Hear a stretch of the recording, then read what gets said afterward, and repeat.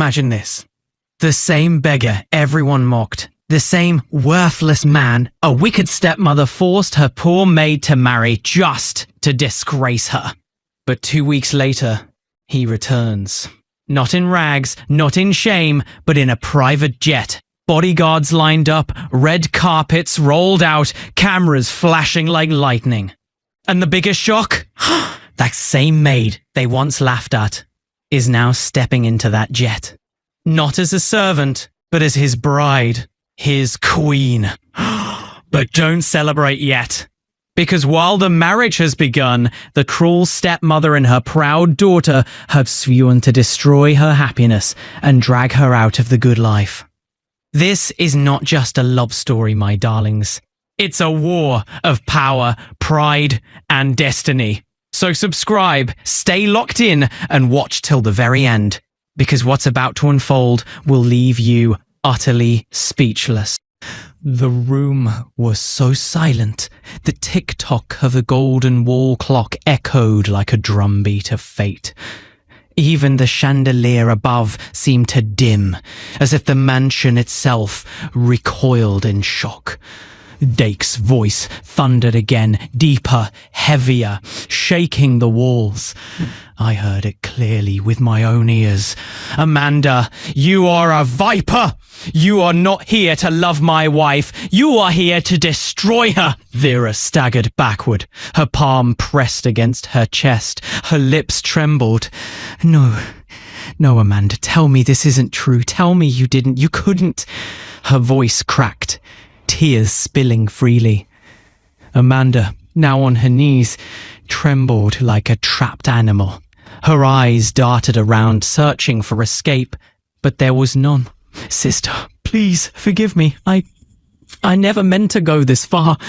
I only wanted to be loved, to have what you have. I was blinded by jealousy. The devil deceived me, I swear. Dakes spat bitterly, clutching his phone already on speed dial. Don't you dare bring the devil into this, Amanda. Satan didn't call your mother. Satan didn't put poison in Vera's food. You did. With your own wicked hands, you tried to kill the woman who gave you a home. His voice broke, anger laced with agony. He stepped forward, eyes locked on Amanda. Last night, while I sat in the garden, I overheard you speaking through your window to Zenab. The room stiffened. Amanda shifted, visibly shaken. Dake's voice dropped, trembling with fury. You confessed everything. How you poisoned Vera's food, how you made her lose our child, and then, he pointed to the untouched bowl of pepper soup, you bragged about finishing the job with this very meal. Gasps erupted, a glass shattered, Vera's hand flew to her mouth, her eyes wide with horror. She dropped to her knees beside Amanda, tears streaming, her heart torn in two.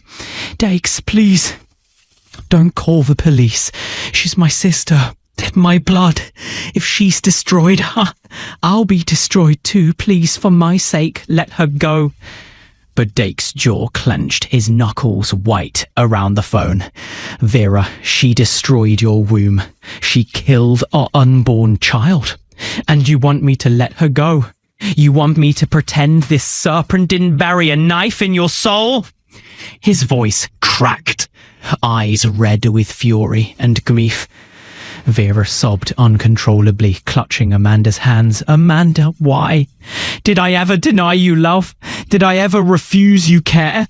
I gave you everything. My heart, my comfort, my home. Why would you repay me like this? Amanda cried harder, her tears soaking Vera's palms. I wasn't myself. I wanted to be in your place. To have Dakes love me. I thought if you were gone, maybe I could finally matter. I didn't mean to destroy you. Please, don't hand me over. Dakes paced, torn between justice and Vera's desperate plea.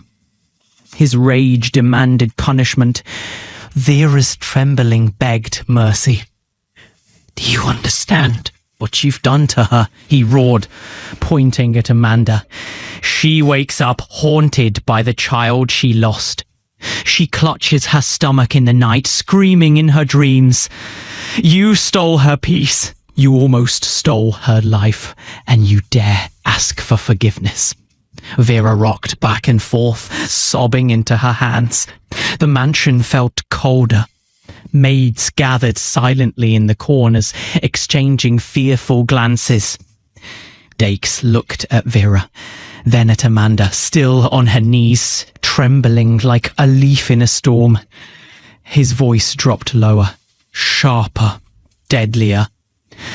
If not for the love I have for my wife, you, Amanda, would not see the light of tomorrow. Silence fell. Even the clock seemed to hold its breath. Then, the door creaked open. 3 policemen stepped in. Their boots echoed on the tiles. Their eyes locked on Amanda. Vera flinched. Panic flashed across her face. She scrambled to her feet, clutching Dake's arm. "Please, don't take my sister away," she cried, her voice breaking, her tears soaking into his shirt. But Dakes frowned, his jaw tight, his eyes cold as steel. He gently pried Vera's hands away and cupped her face, forcing her to meet his gaze. "Vera, listen to me. Yes, I love you, and it's my duty to protect you. But protecting you also means removing anyone who dares to destroy your peace, even if it's your own blood." Vera shook her head furiously, her sobs choking her voice. "She's my sister. She's all I have left. Dakes, please." But Dakes didn't flinch. His eyes were steel. He turned to the officers and gave a firm nod. "Do your work." Amanda's eyes widened in horror. She tried to crawl backward, hands clasped in desperate prayer. "No, no. Dakes, please, forgive me. Vera, tell them to stop. I didn't mean to." Her pleas were swallowed by the sharp grip of the policemen who hauled her up by the arms. She screamed, her voice echoing through the mansion like a wailing ghost. "Vera, please don't let them take me. I'm your sister, Vera." Vera collapsed to her knees, her cries shaking her fragile body. She reached out a trembling hand as though she could pull Amanda back from the hands of justice. But Dakes held her tightly from behind, wrapping his arms around her shoulders to keep her from falling apart. His own face was a storm, hurt, betrayal, and unyielding resolve. As Amanda's shrieks faded into the night, the house fell into a heavy, heartbreaking silence. Vera's sobs filled the emptiness. She buried her face in Dake's chest, her body trembling as though her world had been ripped apart. And though Dakes held her firmly, his whisper was cold and final. "Vera, Amanda is evil. Let her face judgment." That night, Amanda sat curled in the dim corner of the police cell. Her body trembled, her eyes swollen from hours of weeping. She hugged her knees tightly, rocking like a child abandoned by the world. The cold concrete beneath her mocked her misery, but the weight of betrayal stung deeper than the chains of captivity. Finally, unable to hold it in, she looked up at the officer standing guard. Please, officer," she whispered, her voice cracked and desperate. "Just for a minute, let me make a call. I beg you." The officer hesitated, then handed her his phone, moved by the pitiful sight before him. With trembling fingers, Amanda dialed the one number that had always given her strength, her mother, Zinab. The line connected. "Who is this?" came Zinab's stern voice. Amanda broke down instantly. "Mommy, it's me. I'm calling from police custody. Hakes overheard me last night. He forced me to eat the pepper soup, and when I couldn't, he exposed everything. Mommy, I was disgraced. They locked me up like a criminal." Silence. Then, Zinab's furious scream pierced the phone. "What? How dare you be so careless, Amanda? We planned to destroy them, to shame them, and you handed them victory on a golden plate." Amanda sobbed harder. I'm sorry, Mom. I didn't mean for it to happen. I tried, I was careful, but he caught me off guard. Mommy, please do something. This place stinks. Humiliation is unbearable. I can't survive here. Zinab hissed, pacing in her room, her anger boiling. You are weak, Amanda. If you had half my strength, Dakes would be crawling at your feet. And now you cry like a child? You disgust me. Amanda wiped her tears, desperate to hold on to her mother's approval. Mommy, please don't give up on me. Vera still has a soft spot for us. She begged the police not to take me. She can still be our key, but we must act fast before Dakes shuts her heart completely. Zinab paused, her breathing heavy. Then her voice dropped, cold, calculating. You're right about one thing. Vera's weakness is love. I'll find a way around it. I'll strike back, and when I do, the world will know. Don't cross Zinab. The line went dead. Amanda collapsed against a wall, clutching the phone like a lifeline. Her sobs returned, louder, more broken. She rocked herself, whispering over and over, Mommy, don't give up on me. Please, I'll do better next time. The next morning, Vera's phone buzzed sharply on the nightstand. She was still curled under the duvet, her face pressed against Dakes' chest, fast asleep. Dakes reached for the phone first. The name flashing on the screen made his jaw tighten. Stepmom. His eyes darkened. Who is it? Vera murmured. Dakes hesitated. It's your stepmom. Vera sat up slowly, heart skipping. She took the phone and pressed it to her ear. Hello? Zainab's voice came through, broken and trembling. Please, my daughter, I beg you in God's name. Amanda went too far, I know, but don't let her rot in jail. She's my child. She's all I have.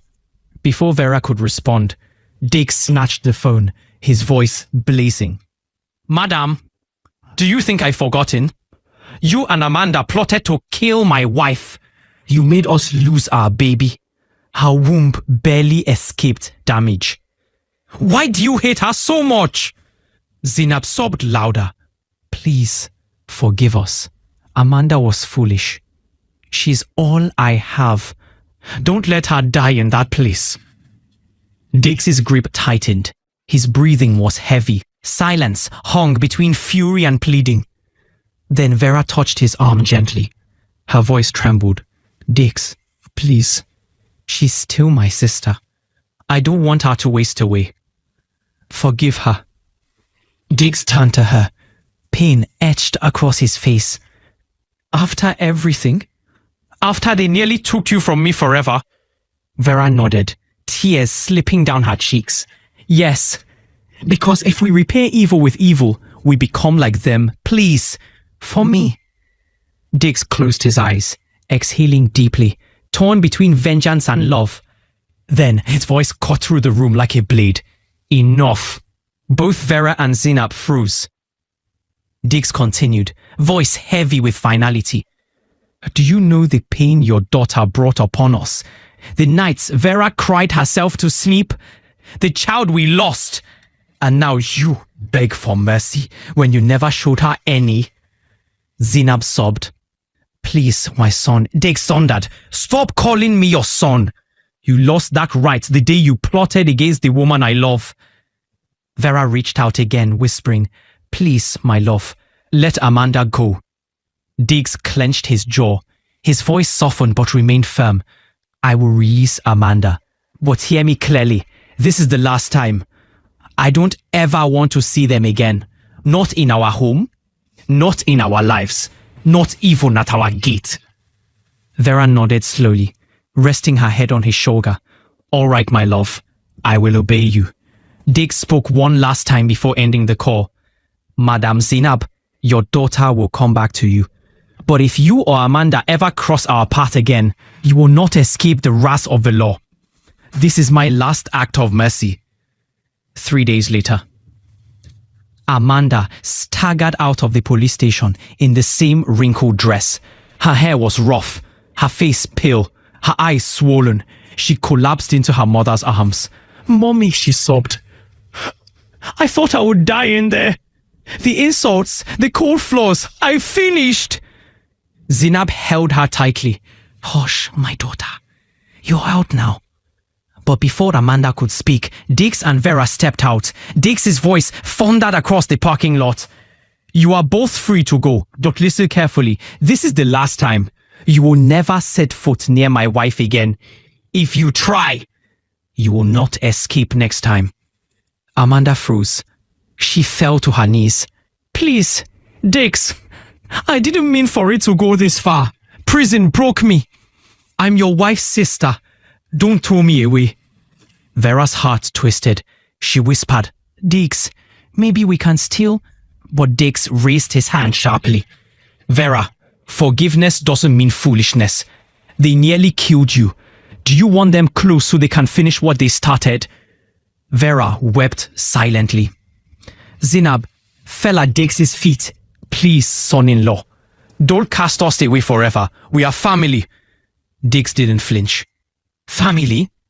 Where was that bond when you plotted against Vera?" "Your bond is selfishness, and I will not allow it to poison my home again. Go. This is the last time I will ever spare you." Amanda screamed, clinging to her mother. "Mommy, what will we do now? Everyone will laugh at us." Zina pulled her close, her face hardening. "Hush, my daughter. Let's go, we will be fine." Diggs turned to Vera, wrapping his arm around her. "Let's go, my love. Enough of this." And with that, he led Vera to the car, leaving Amanda and Zinab crumpled on the ground, their cries echoing through the morning air. For the first time, Amanda realized she had truly lost everything. Later that day, the mansion was quiet. The storm had passed, but its echoes lingered in the corners of the room. Dakes sat beside Vera in the living room, his hand gently wrapped around hers. He studied her tired face, the shadows beneath her eyes, the weight she still carried in silence. "Vera," he said softly, "tomorrow you're traveling to Paris. I want you to breathe new air, to smile without fear, and most importantly, to be treated by the best doctors. I won't take chances again." Her breath catching. "Paris? You mean it?" He nodded, his gaze unwavering. "Yes, my queen. You deserve peace. You deserve healing. You deserve joy. I promised to protect you, and this is me keeping that promise."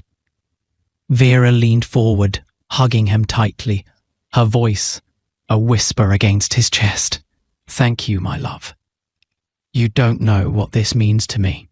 Unquote. The next day, the mansion was quiet. The storm had passed, but its echoes lingered in the corners of the room. Dakes sat beside Vera in the living room, his hand gently wrapped around hers. He studied her tired face, the shadows beneath her eyes, the weight she still carried in silence. Vera leaned forward, hugging him tightly, her voice a whisper against his chest. "Thank you, my love. You don't know what this means to me." Unquote. The following morning arrived with a different kind of light. Vera dressed beautifully, her hair tied in a simple bun. Her glow was soft, radiant, like the first sunrise after a long night. Dakes watched her, his heart racing at the sight of her strength returning. At the airport, he never left her side. His hand held hers firmly, as though letting go meant losing everything. The past faded into the clouds, leaving only the promise of healing, love, and a future waiting to be written. He kissed her forehead. "It is, Vera. This time it will be filled with nothing but laughter, surprises, and joy. In Paris, The city of love embraced them like a long-lost friend. The Eiffel Tower sparkled against the night sky, and the air carried the fragrance of blooming flowers. One afternoon, Dakes led Vera to a garden bursting with roses of every shade. He chased her playfully down the winding paths, laughter echoing between the trees. "You can't run from me, Vera," he called, pretending to be breathless. Vera giggled like a child, her joy unfiltered and free. When he caught her, he spun her around in his arms. She screamed in delight, clinging to him, their laughter blending into the breeze. When he finally set her down, he looked into her eyes. "This is how I want us to live, Vera. Free, happy, without shadows haunting us." She kissed him softly. "As long as I have you, my joy is complete." Days later, they visited a top hospital in Paris. Doctors ran tests, checking Vera's womb and overall health. Dakes never let go of her hand, his heart pounding with fear. When the doctor returned, Vera braced herself. He smiled warmly. "Miss Vera, I have good news. Your womb is perfectly fine, in fact." He paused, his smile widening. "You are already 2 weeks pregnant." Vera froze. "Pregnant?" Dake's jaw dropped. His body trembled. Then he laughed, a laugh that turned into tears. He pulled Vera into his arms, kissing her forehead again and again. "My love," he whispered, a voice shaking. "God has turned our mourning into dancing. We lost one, but now heaven has restored us." Vera sobbed in his arms. "Oh God, thank you." A vow beneath the stars. That night, beneath the glittering Eiffel Tower, Dakes surprised her with a small diamond ring, not for marriage, but as a vow. "This," he said, sliding it onto her finger, "is my promise to you again and again. No matter what comes, you will never cry alone. I will shield you, love you, and cherish you forever." Vera wiped her tears, smiling through them. "You already gave me everything, Dakes. You gave me your heart. And now you've given me hope." They kissed passionately, the city of Paris bearing witness to their rebirth. Meanwhile, back at Zinab's house, Amanda sat on the edge of her bed, her eyes red, her lips trembling with fury. Zinab paced the room, her wrapper tied loosely, tension thick in the air. Amanda's voice exploded. "Mother, this is your fault. When Dakes came to us humble, I saw something in him, but you told me not to waste my time. You made me look down on him. Now Vera has taken the life that should have been mine." Zinab froze, then snapped. "You dare blame me? You couldn't even capture the attention of a wealthy man? You were winsomes of that long and ended up in jail." Amanda shot up, fists clenched. "You were supposed to guide me, not mislead me. If you had let me follow my heart, I'd be his wife today, not Vera. Every time I close my eyes, I see him with her, and it drives me mad." Zinab's lips quivered. "And when will you stop crying like a fool? You lost him. Accept it and move on." Amanda laughed bitterly, her voice dropping into something cold. "Move on? No, Mother. Not until I take back what belongs to me. Vera may have him now, but she doesn't know how to fight like I do. I want Dakes back. I want Vera out of the picture.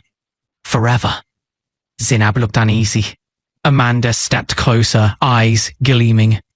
"When will we stop arguing and start strategizing? Because I don't care what it takes. I will be his wife." For the first time, Zinab fell silent. She stared at her daughter, broken, desperate, burning with obsession. And deep in her heart, she knew the war was far from over. That evening, the soft lights of their luxury apartment glowed like candlelight across the room. Vera sat quietly, her hand resting on her growing belly, her gaze steady and serene. "Dax," she said gently. I want our child to be born at home, in our country. That's where I feel the most peace. Dakes leaned forward, concern etched into his brow. Vera, Paris has the best hospitals, the safest hands. I can't risk anything happening to you or our baby. Please, let's stay. Vera shook her head slowly. I know you want the best for me, but I need to feel surrounded by my people, my land, my roots. I want our child's first cry to echo on the soil that gave birth to me. Her words pierced him. He stood, pacing the room, torn between fear and respect. Do you know how scared I am of losing you? He whispered. Every day I pray for your health. If anything goes wrong, tears welled in her eyes. She reached for his hand. And that's why I want to go home. Because there I'll have peace, not just in body but in soul. The room fell silent. Only their breathing filled the space. Finally, Dakes sat beside her, lifted her chin, and looked into her eyes. You've won, Vera.